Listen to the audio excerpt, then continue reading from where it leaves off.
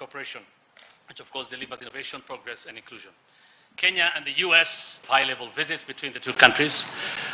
Since December 2022, Kenya and the US have enhanced bilateral and multilateral engagements through our participation in the US-Africa Summit, the third bilateral strategic dialogue in April 2023, the National Prayer Breakfast in February 2024, and roadshows in Chicago and New York, among others, late last year.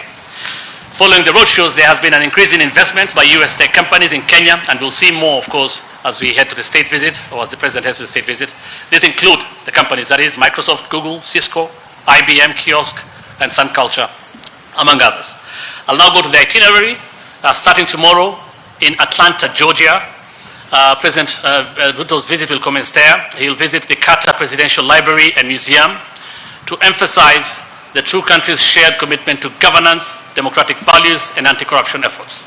His remarks there will underline the importance of democracies working collaboratively to tackle global challenges.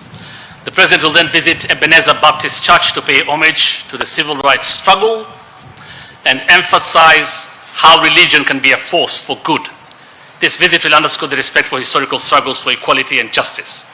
The third area of engagement tomorrow, that is on Monday 20th, in Atlanta, Georgia, will focus on the US-Kenya Health Partnership at the Center for Disease Control, CDC headquarters. Among key announcements will include the new CDC-KEMRI partnership, and more details, of course, will be shared to that effect. The President and the First Lady will then be hosted by Kenya's strong diaspora in Atlanta, of course, with focus on the diaspora as a force multiplier in national transformation, as envisioned in the bottom-up economic transformation agenda. On Tuesday, still in Atlanta, Georgia, the President commences his second day at Spelman College, where he will discuss the critical role of higher education, particularly science and technology, in enhancing Kenya's human capital development, which is critical to attracting investment that solidify Kenya as an appealing destination for tech jobs for both present and future needs. At Tyler Perry Studios, which he will also visit, President Ruto will explore opportunities within the creative economy, highlighting it as a potential job creator and an area of robust partnership between Kenya and the United States. The President will then shift attention to trade and investment with a visit to Coca-Cola, where new investment partnerships will be announced.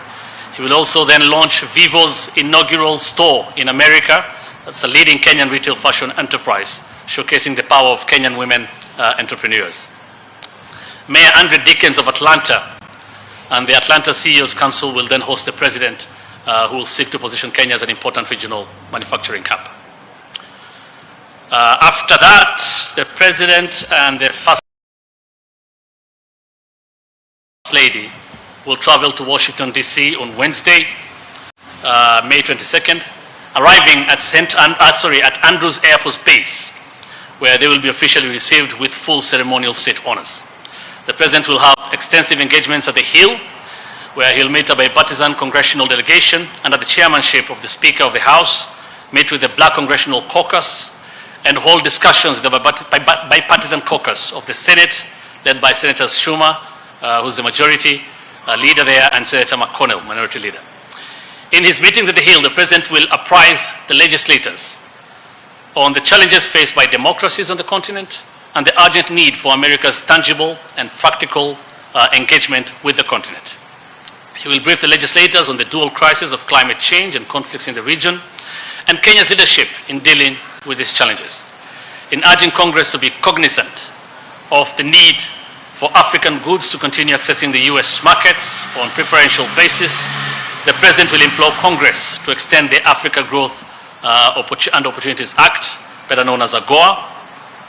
On Thursday, which is the main day of the President's state visit to the United States, the President and the First Lady will lay a wreath at Arlington National Cemetery to honor the sacrifices of American soldiers, as well as historic figures such as Thurgood Marshall and John F. Kennedy, who have had profound impacts on the history of Kenya.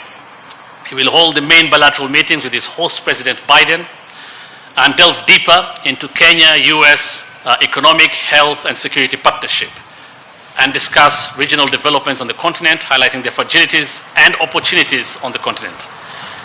Multilateral issues will equally feature in the talks, including the Multilateral Development Bank's reforms and Security Council reform. of the UN to enable the world cope with the evolving polycrisis of climate, debt, pandemics, and a multitude of security threats. The two leaders will then hold a joint press briefing at the White House after their bilateral talks. President Ruto will thereafter deliver a keynote speech on shared climate solutions at the Smithsonian, discussing global environmental challenges and collaborative efforts to address them.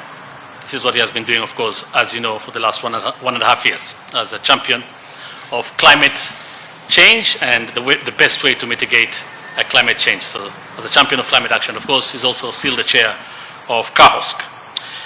The day concludes with a state dinner on Thursday at the White House celebrating the enduring friendship between Kenya and the United States. Finally, on Friday, May 24th, the visit concludes with strategic engagements focusing on trade, investment, and digital cooperation. That includes a breakfast at the US Chamber of Commerce, where President Ruto will make the case for Kenya as a prime destination for US investments. He'll also hold a digital roundtable discussion hosted by Vice President Kamala Harris, exploring the potential for expanding the US-Kenya digital partnership. He'll also pay a visit to the Pentagon, where the President will highlight Kenya-US defense partnership in the fight against terrorism, extremism, and other emerging areas, including cybersecurity. So that's a brief itinerary. Of course, there's a lot more, and they'll be announced during the visit, and I'm sure you'll be following. Let me now give some time to the Principal Secretary to say a few words. Well, thank you very much, Hussein. I think that captures the breadth and length of the visit. I think really what is important is that this state visit signifies a deepening in the relationship between the United States and Kenya, and the areas of partnership, particularly in the peace and security area, will be one of the major areas of focus. Aside from that, like Hussein has mentioned, there will be huge emphasis on trade and investment. And in particular in the area of trade, as you know, the AGOA framework that has facilitated commodities from the continent to access US market quota-free and on preferential terms is lapsing next year. It is important that that framework be extended or be amended in a way that facilitates expansion of access to the US market by African commodities. Again, I think just to mention, the focus will be heavy in the area of diaspora. We are very committed as government to expand diaspora remittance and diaspora's contribution to our economy. The enhancing diaspora's voice is critical to our engagement going forward, and the President will also spend time with our diaspora. I think on that basis, perhaps we could entertain a few questions. Yes, please. Introduce yourself and your question. Hello, good morning. Thank you for this. My name is Alban Tiroir, journalist for Radio France International. Could you please tell us when the Kenyan policemen will be deployed to Haiti, if it's expected next week? And also, some of our sources in Haiti told us that President Ruto might make a stop in Port-au-Prince. Is this confirmed or not?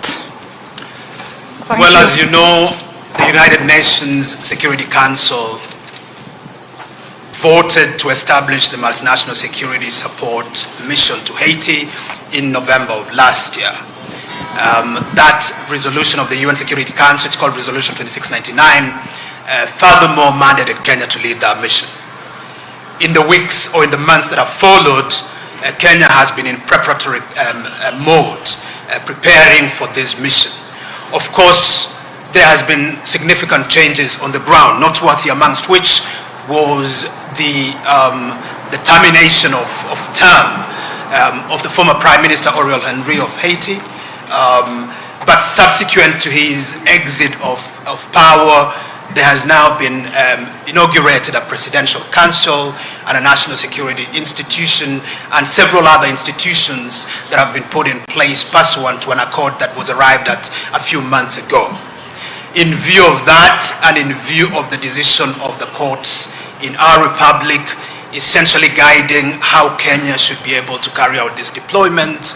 A bilateral reciprocal agreement was entered into between Kenya and Haiti, which facilitates Kenya to be able to deploy.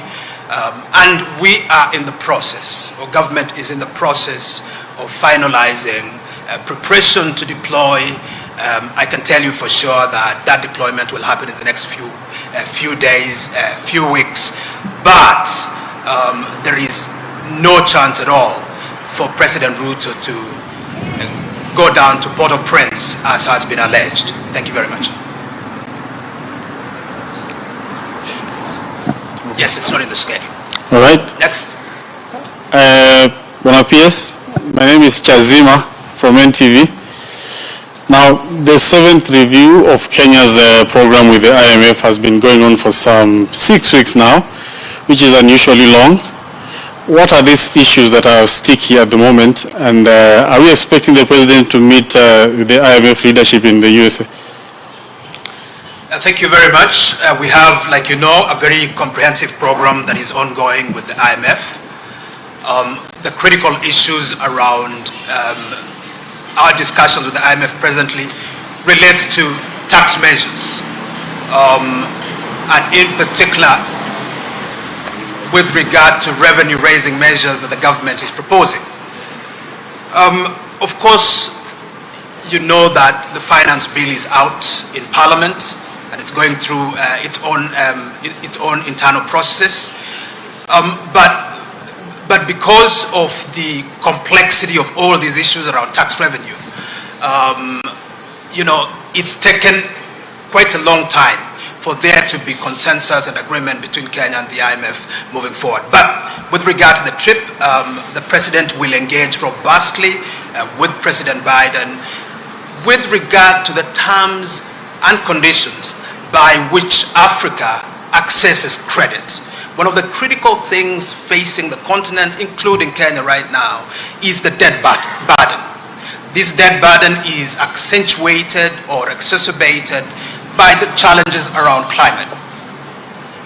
Resources that countries on the continent have been borrowing, instead of those resources being deployed towards expanding infrastructure and, you know, providing social goods to citizens, a lot of those resources are being used to mitigate the challenges around global climate change.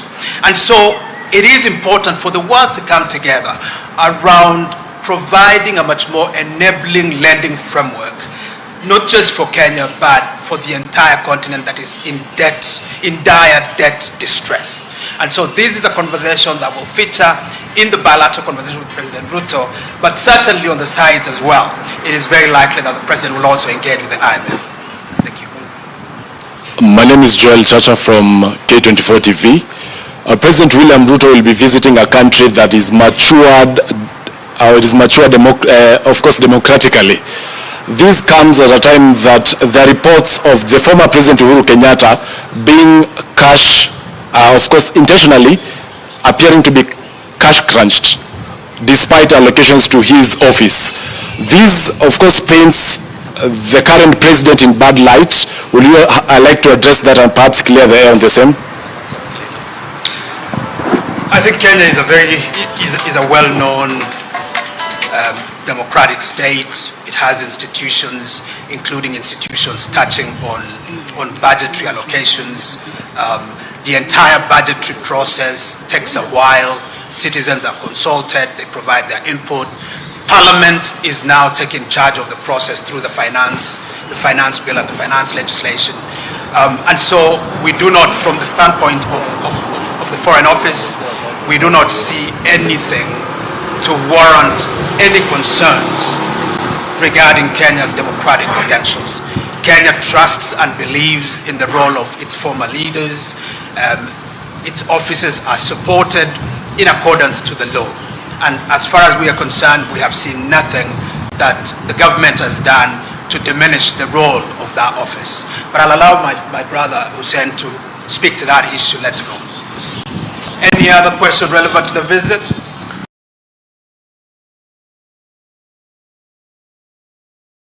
Yes. My name is Jeff Kirui from K2. Ideally, the second in command is the person in charge, but there has been reports of strained relations between the two leaders. Perhaps you can clear there as well and tell us, is everything okay between the head of state and his deputy? Hussein will take that one. Any other question?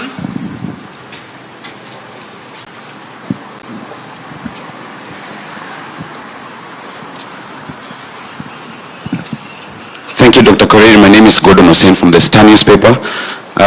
Mine is twofold. One is regarding the visit by the President to the U.S. You have rightly indicated that we are undergoing that strain, and also we have been battered by climate change, the floods and the rest. Could you indicate to the nation if the President is intending, in his engagement with President Biden, to ask for some sort of help and support in terms of grant or aid or even government-to-government loaning, because we know he's been quite a bit looking for money to help our country and to move forward. The second question regards the Kenyan who is in jail in Saudi Arabia, who has been subject to quite media attention lately, and the family is distressed. What is the government thinking on this, and has there been some intervention to ensure that even if he's been adjudged guilty in that other country, is transferred to serve jail time in the country? Thank you. Thank you very much. Certainly President Ruto will be engaging not just with President Biden, but with Congress and the Senate. And the whole idea behind these engagements really is to socialize the American policy constituency about some of the challenges that Kenya is facing, but also challenges that the continent is facing. But the President will not just talk challenges, he will also talk opportunities. This country has, and this continent has, immense opportunities. Opportunities that can aid in addressing some of the challenges that the world is facing. And so President Ruto will be seeking a package around trade and around investment. That's really our focus. The belief by President Ruto is that through investment and through expansion of trade is how we can build resiliency within our economies, rather than by way of aid and short-term, sort of solutions. And so real focus will be on trade, investment, and accelerating our economic cooperation.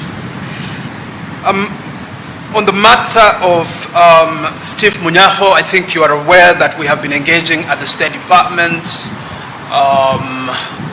We have met with our colleagues in the Embassy of Saudi Arabia. We've met with the family. We've met with the Embassy of Yemen, whose citizen or whose national was the victim, in this case. And we're working together. It's a difficult case because the matter has already been adjudicated. It's taken a couple of years for it to be resolved, but we are confident that through diplomatic means and through further negotiation and engagement, we will be able to find a solution. Thank you very much. I'll leave it at that. Thank you. Thank you. Thank you. Yes. I think there are two questions that were asked. Jeff, I don't know. My friend Jeff asked a question. I don't know if this is the appropriate place to ask this question. You've heard what we've been talking about and what the PS has said and some of the questions that are being asked. And what the President, the journey that the President has been working for the last, since he assumed office really, on climate action, on the debt crisis, and this is the big stage. He's been at different forums trying to address this not only on behalf of Kenya, but on behalf of Africa. So this is the big stage. I wouldn't want to trivialize it. I want us to stay focused on the state visit itself. But now that you asked anyway about the Deputy President and the President, to my knowledge there is no issue, Jeff. And of course, the Deputy President's office is an office with all the capabilities and competencies. If you want to ask any question or find out anything about the Deputy President, they have all the capabilities and you can find whatever information you need there.